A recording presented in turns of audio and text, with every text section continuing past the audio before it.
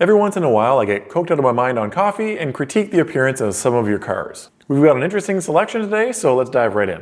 By the way, if you want to submit your car to be roasted in a future video, there's a link down below. First up, we have Ron with an S197 Mustang GT. Now you say that there's no real struggle with your vehicle's appearance, so on one hand, I applaud the confidence. On the other, I say, we'll find something.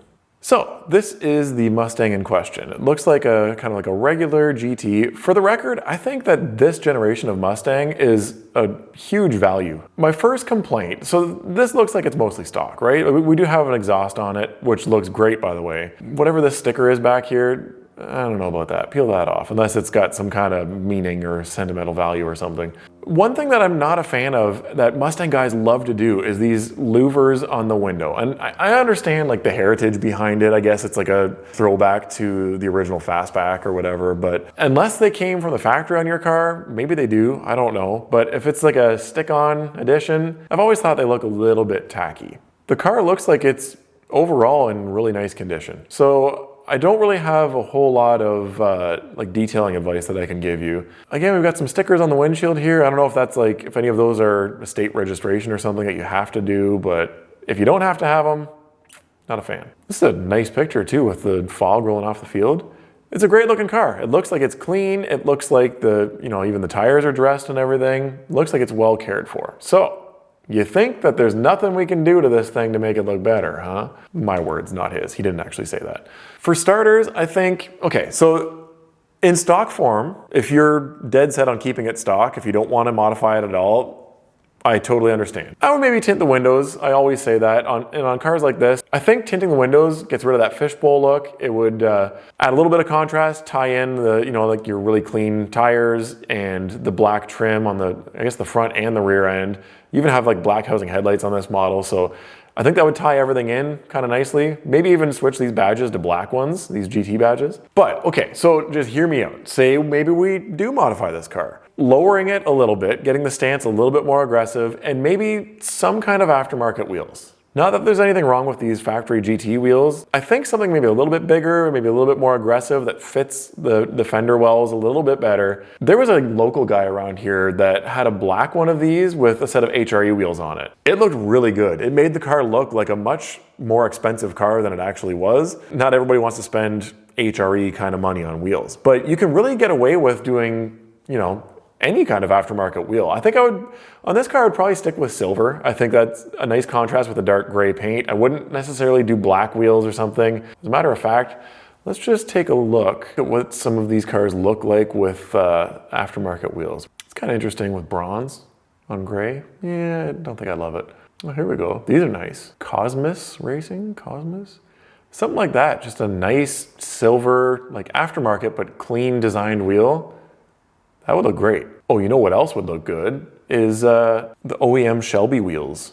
I'm sure you can get like remanufactured versions of the original wheels. Yeah, like, shut up, bring a trailer. Something like this. Yeah, these Shelby wheels, it's kind of a nice way to level up the look of your car to a more premium level. So obviously the Shelbys were higher end than the regular GT. So wheels are something to think about. Another thing that I think this car could benefit from is maybe some kind of an aftermarket front lip. It wouldn't necessarily replace the bumper or anything, just a lip to lower the front end down a little bit, make it a little bit more aggressive. That's really all it needs. And I'm sure there's plenty of front lips available for these things. I would definitely want to do something subtle, like nothing too aggressive. What about something like this? It kind of keeps the original lines, but it just drops it down a little bit lower. One other thing that I think would really look good on this car, I see that you have the factory spoiler on here, and that car with the HRE wheels that I was talking about earlier, I believe it was wingless. And for some reason, I feel like these cars just look so good with no wing at all. It's like super sleek. So I would consider maybe removing the wing, or if you're dead set on having a wing, what about one of those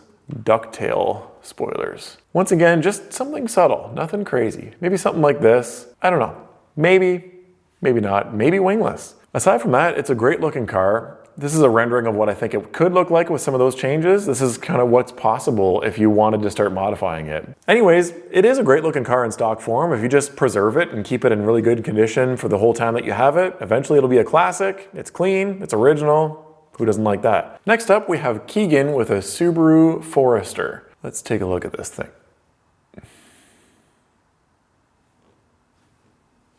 Are you screwing with me? Like, do you know where you are? This is supposed to be for people who care about the appearance of their cars. This is an absolute clapwagon. It's a drift missile. This is like a guy with no arms showing up at your baseball game saying like, hey guys, do you mind if I take a swing? Anyways, since we're here and we're looking at your piece of junk, let's take a look at, I don't know what we could talk about here. For starters, fix the damage, fix the dents, and paint everything one color. The stickers are stupid. What are you, 17 years old? But I'm looking at the stickers. Speed Hero, that sounds so familiar. I'm thinking, what was his name? Do you know a guy named Quinn? Because I know a guy that knows a guy named Quinn. And I think he was from out west too. But yeah, BC plates, Bob Phillips 420, you're a stoner, whatever. So it's converted to rear wheel drive. It's got a JDM STI swap. That's all kind of cool stuff. The stance, it's low. Looks kind of cool for a Subaru actually. I like the tall hood scoop. Fix the damage, get rid of the dents, paint it all one color, get rid of the stickers, grow up. The wheels are cool. Everything else seems cool. You're not getting a rendering though, because I'm pretty sure you're actually just trying to troll me. Up next, we have Abraham with a beautiful red F-150 with 174,000 miles on it. The biggest struggle is the paint. He's getting it repainted, but right now there's spots where the clear coat's delaminating and the roof is down to the bare metal. Yikes. You know what though, based on the pictures, this kind of goes to show the difference between real life and how vehicles look on camera, because it looks great in the pictures. Maybe this is before things went south with the paint job, but it looks glossy. In this first one, it looks like it's even kind of protected, like the water is beating up on it. Nice looking truck, and I don't know where the damage is that you're referring to, but clear coat failure is a real thing. Despite what that DIY ding-dong claims, you can't fix a failed clear coat by polishing it. It's not gonna happen. You can try to polish bad clear coat, and it's just gonna look like shiny, failed clear coat. Clear coat failure is a tough thing, man. I'm dealing with it on our Tacoma as well. It's one of those things that there's just no quick, easy, cheap way to fix it. You can't just fix it with detailing. If your clear coat is getting chalky or flaky or whatever, all you can really do is respray it. I've actually researched this for the Tacoma. I'm considering making a video about this in the future. I found a company, I think it's called Regloss. Yeah, so this company, it looks like it's about 350 bucks Canadian. This is essentially like a wipe-on clear coat, and it's not gonna look as good as properly spraying clear coat. But I'm kind of curious about it, and obviously it can't look any worse than failed clear coat, right? So there's been a few companies out there. There's a local one here that thankfully has already gone out of business. They used to sell a wipe-on clear coat to used car dealerships and stuff. Any car that had like minor swirl marks and stuff, they were wet sanding these cars and applying their trash coating on them and then claiming that paint correction was dead and you're dumb if you polish paint because you can just put this, snot on it and it looks better. It looked terrible. That is not why you would use a product like this. These kind of cases where your clear coat has failed and you need to put something on there and you maybe can't afford a proper paint job or you don't have the equipment, I think maybe it is a solution. So the problem is you mentioned that I think it's on your roof, you're right down to the bare metal, so can't help you there. Anyway, let's take a look at the rest of this thing. Look at how clean that inner wheel well is. Look at the frame and the suspension. It looks like brand new. That is beautiful. Great job. Okay, so what else can we do to this truck to maybe make it look better? How can we improve its appearance? Well, I really like that you did the Harley-Davidson wheels. These were nice wheels from the factory. The Harley-Davidson trucks, all of them were pretty nice. Aside from some of them had kind of questionable flame graphics and stuff, but they always had nice wheels and stuff on them. So I think that looks good. The rear end has been dropped 2 inches, but I would consider, this is a two-wheel drive truck. It's already lowered. Maybe lower it a little bit more because we do still have some fender gap here. We could also make up for that with maybe a taller tire size. And by the way, these tires are really nicely cleaned and dressed and everything too, nice and black. Windows are tinted nice and dark. All of your black trim looks like it's in pretty good shape too.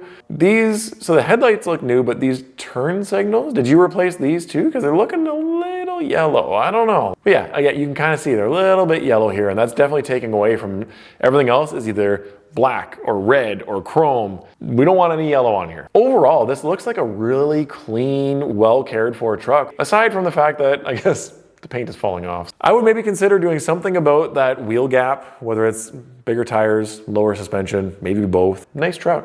Let's take a look at Saksham, who has a Hilux Surf. My biggest struggle is making it look less like a retired UN truck or it being used for questionable activity in the Middle East.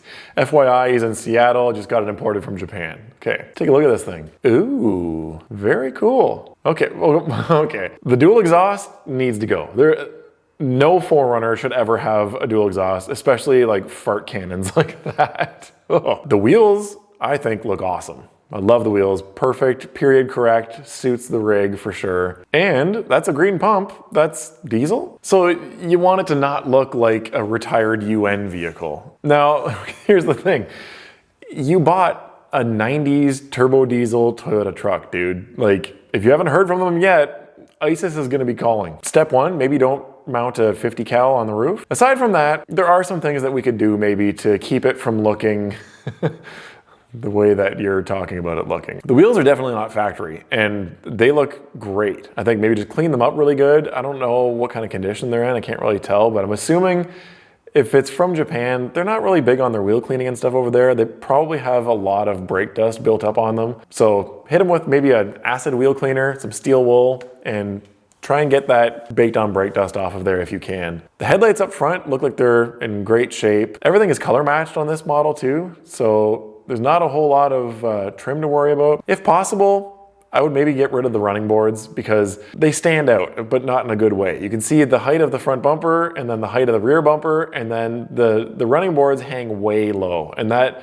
just creates a really weird, kind of an inconsistent look. As long as you can still climb up into your vehicle, you don't really need them anyways. So you get a cleaner look, costs you no money, and also makes it look like it's lifted. I think that's a win-win-win.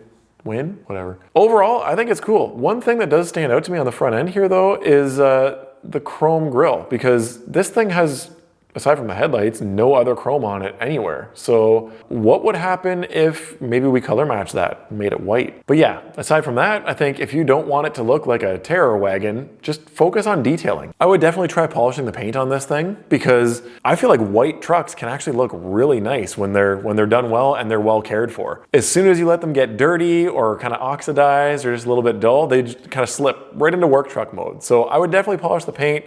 The Ultimate Gloss Guide course there's a link down below. Stupidly cheap price still right now, guys. You gotta jump on that because pretty soon I'm gonna come to my senses and it's going back up. Anyways, this is what it could look like if you do some of this stuff. Aside from that, it's a very cool rig. Okay, now we have Mickey, who has a 4th gen 4Runner, and the 4Runner owners keep on chasing me down. Biggest struggle is keeping the black paint clean, mainly the hood and the front end.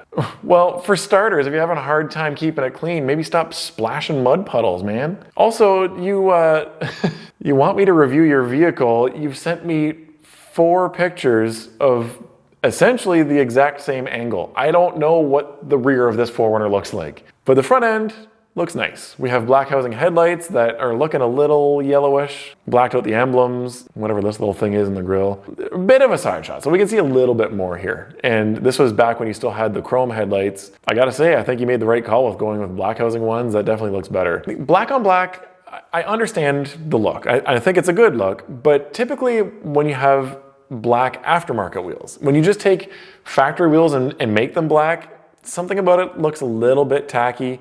Not a whole lot to talk about here since you're only showing me your front end. If you're concerned with it being hard to keep clean, I think that this would be one to consider maybe doing a paint correction and then a ceramic coating on it, because the ceramic coating does help to keep mud and stuff like that from sticking, and you don't have to scrub it as hard to get it off. That would also kind of perfect your black paint, get rid of the swirl marks and stuff, and then kind of seal it in with a ceramic coating. Well, that's it for me today. If you like this video, then YouTube thinks that you'll love this one. And since they have algorithms and access to your watch history and stuff like that, they probably know more than I do. Bye-bye.